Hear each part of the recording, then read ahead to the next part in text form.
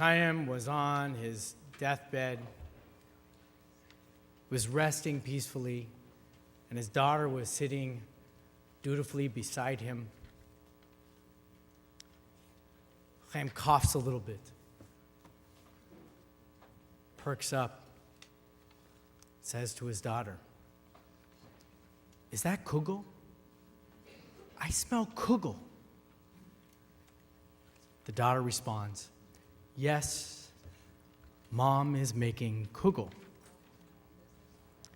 The curtain is about to fall on this man's life, and he looks like he's on his last breath, and he says, "Oi, just to taste that kugel once more before I die."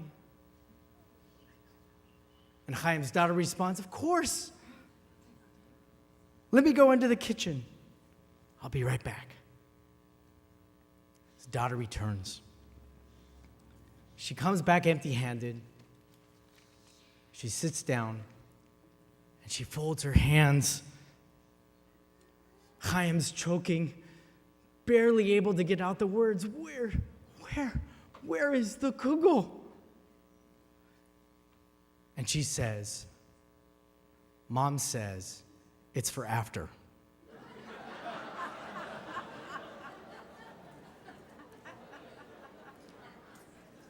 Timing. Timing is everything. And for a few minutes, and really a few minutes, we'll share a few thoughts together. In 2008, the noted pollster John Zogby published a book entitled "The Way Will Be." His findings were indeed somewhat prescient and certainly corroborated by an abundance of demographers and social scientists and social critics. And back in 2008, he surmised, presumably forecasting for today, that the way will be is more personalized, more global, more networked, more inclusive. We'll search for authenticity and accept each other not by what we own, but by who we are. The messages there are inspiring indeed. And listening to the conclusions, we may wrinkle our nose a little bit, knowing just how far from the truth some of these predictions are still today. But it's only 2016, so maybe the way will be just hasn't happened yet. It's the same thinking of William Strauss and Neil Howe. We read in their book entitled Generations, The History of America's Future, that where audacity meets scholarship, these two authors were able to identify some of the most notable generational groups of our day. They were the first ones to coin the term millennials. Millennials refers to the group of young adults that came of age at the turn of the millennium, 2000. So charting social trends for thousands of years, their conclusion is that generations follow four basic and cyclical patterns. And the group, this millennial group that's entering adulthood today, well, they have familiar tendencies to the generation dating back to the 1960s. We called them the boomers. Free-thinking, inclusive, creative, networked. Our technologies may have advanced significantly, but essentially these men surmise human beings haven't changed much at all. Just another iteration in the cycle of human community, and certainly a whole lot more debt. You know, there's a problem to this kind of thinking. First, is that classifying people into neatly delineated groups gives us excuses.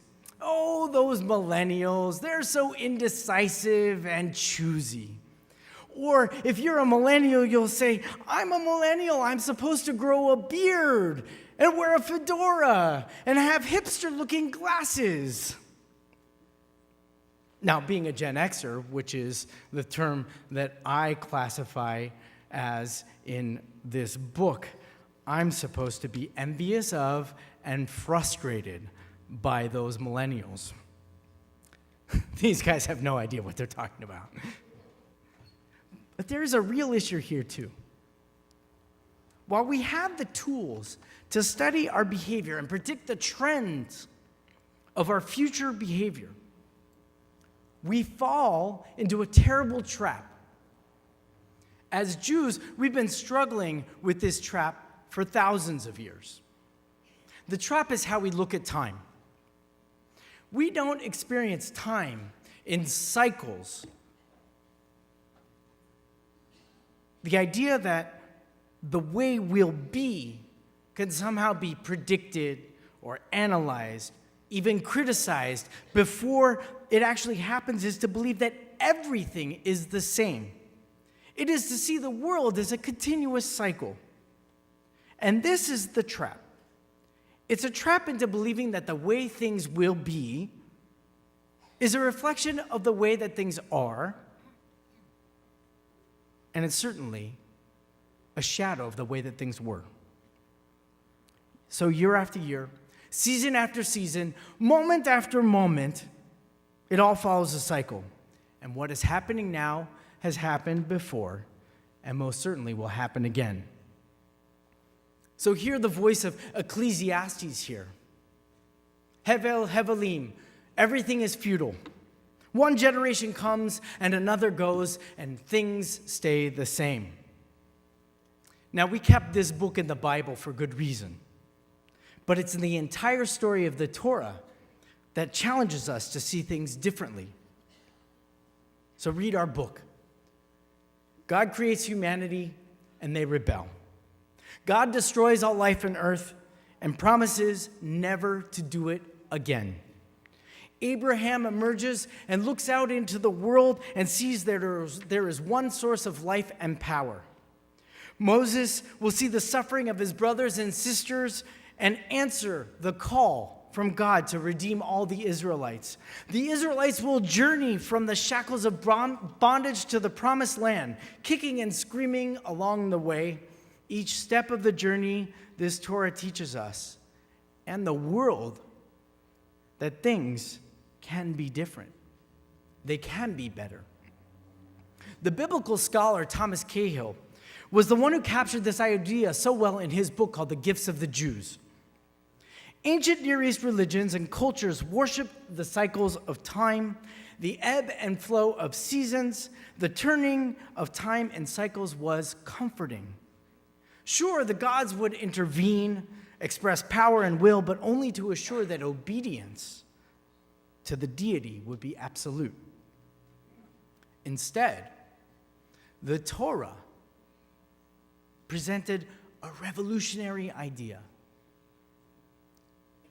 Our gift is this idea of what is called cyclical linear time. Time doesn't happen in cycles. It follows a path. So look at us. Look at our holidays, Pesach, Shavuot, and now even Rosh Hashanah.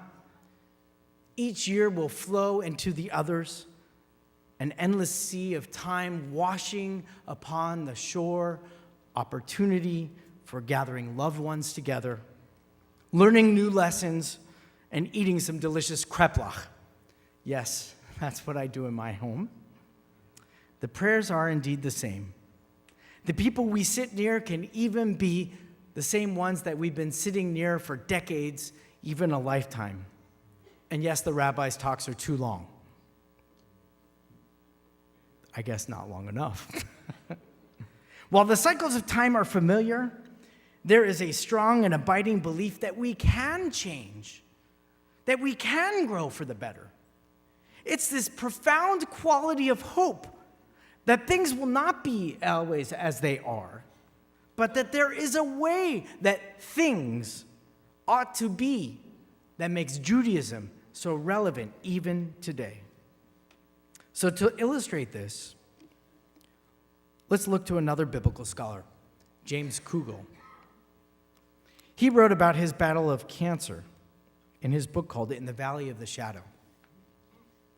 He grew an awareness that the background music of his life had somehow stopped once the traumatic diagnosis was given.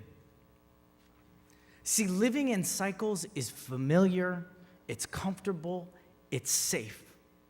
It's like the background music of our lives keeps on playing until something shocks us into a reality that is neither comfortable nor safe. The Jewish way sees those moments, and they're not simply consequences of experience. There is sickness and healing.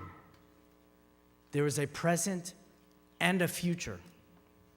Life has a path when the background music stops along the way.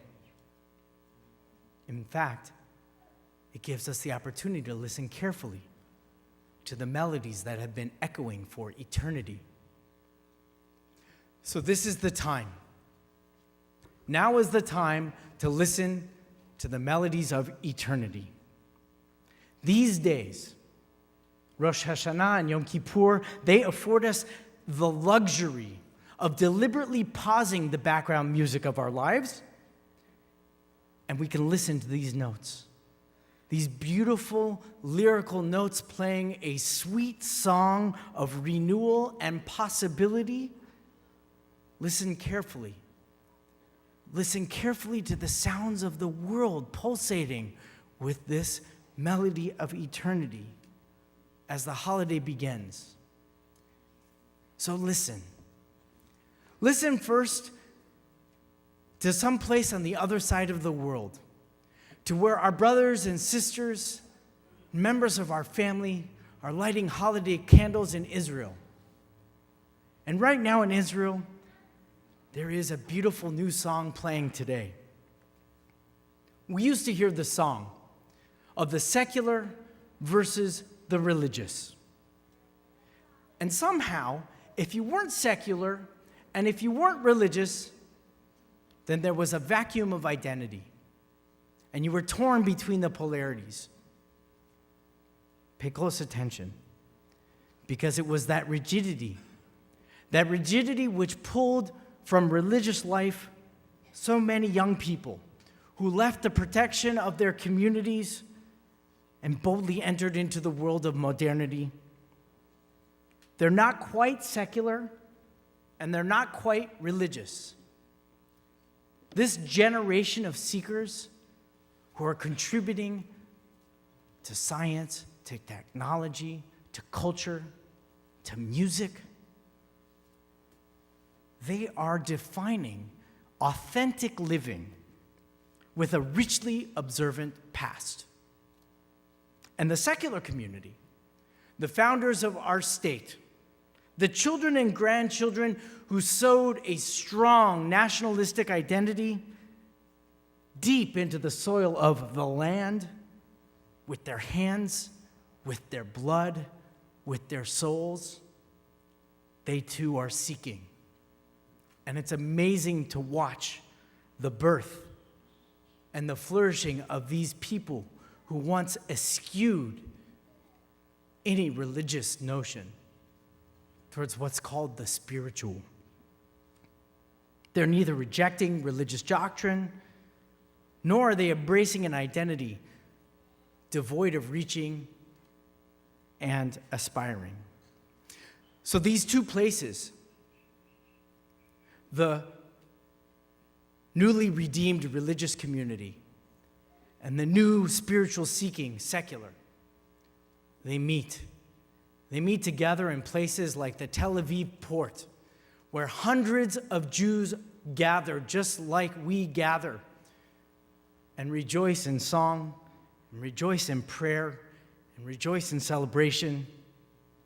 It is the most authentic expression that can be found neither in the Beit Midrash nor in the cafe. The way will be for them and for us is now sung and written every day in Israel. Come back home. And today, the social unrest that we see just peering outside the doors of the sanctuary harkens us back to the age of the 60s. There is a repetition of these cycles which bring us concern, frustration, even dismay. We cannot look forward to a tomorrow without acknowledging that today's political, social, and spiritual evolution is in upheaval. Today, we might be concerned that our experience is stagnant. We are rendered speechless in the midst of this frustration, this overflow of dissatisfaction in the way our leaders lead, in the way our authorities serve, in the way our culture teaches. It commands our attention, but it isn't from American culture. This is a Jewish issue. It's our mandate. We're the cyclical, linear people. And so when we hear of this frustration, we are called. We are commanded to be the voice of sacred change, to remind the world again and again and again that tomorrow does not have to be like yesterday. I'll tell you a story about a rabbi. There once was a rabbi who loved nothing more than to conduct high holiday services in a swanky Las Vegas hotel. Sure, passionate sermons were delivered, moving prayers were recited, and the community embraced in the possibility of a healthy and sweet year to come. One congregant asked the rabbi why Las Vegas was such an important venue for the holiday gathering. It's simple, the rabbi responded.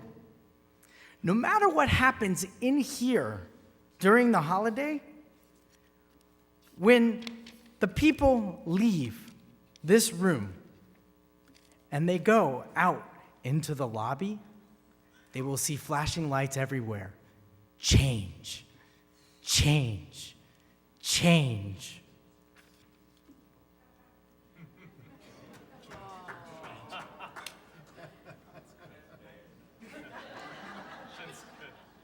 It's so bad, it's good. Change. If you haven't noticed yet, in the halls, streaming on videos, in our community, we've been asking a really deep question. Ayeka, where are you? You've watched the videos. You've learned with our rabbis. You've courageously penned your response. Now is the time. Now is the time for you to respond. And we begin answering that question of Ayeka with Hineni. We're here. So where are we? If we're here, we are here with our relationships and the possibility of renewal. We are here with our creativity and the possibility of peering into the abyss, the nothingness, and breathing life into possibility, creating anew. We are here with our generosity, our giving to those who are hungry, to those who are cold, to those who are neglected among us. Hineni, we are here. now is the time. Now is the time for you to answer the question, Hineni. So get involved here. Learn here. Act here. Worship here. Belong here. This year, ask yourself the question, if you have not yet done so, where are you here? Where is this community your response for Hineni? Because you can change. And Rosh Hashanah is this time to make a change. Because now is the time. We'll turn inward, and we'll turn outward, and we'll see that possibility that we can make a difference. I wish you words of blessing. I wish you that in this transformation of one year to the next, as you look at familiar faces, that you see each other anew. As you look inside and you see that which is familiar inside of you, you challenge yourself to grow.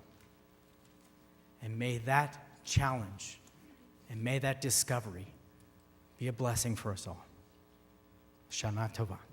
I invite you to rise as we conclude together now the words of Kiddush, page 56.